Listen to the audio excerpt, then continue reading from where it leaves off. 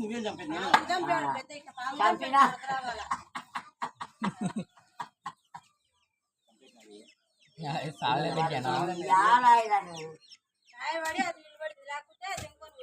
రాయితో కొట్టినాలే నేను రైతు తిన్నాడు బా తలకే బజ్జి బజ్జి అయిపోయింది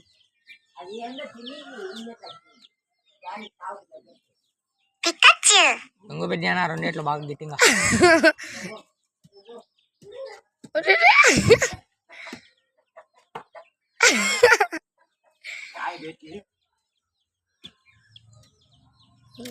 అయిపోయింది తలకాయ నొక్కి నొక్కి అయిపోయింది దాన్ని బైబల్లో అన్నది అది తగ్గించేరి ఆయన అన్న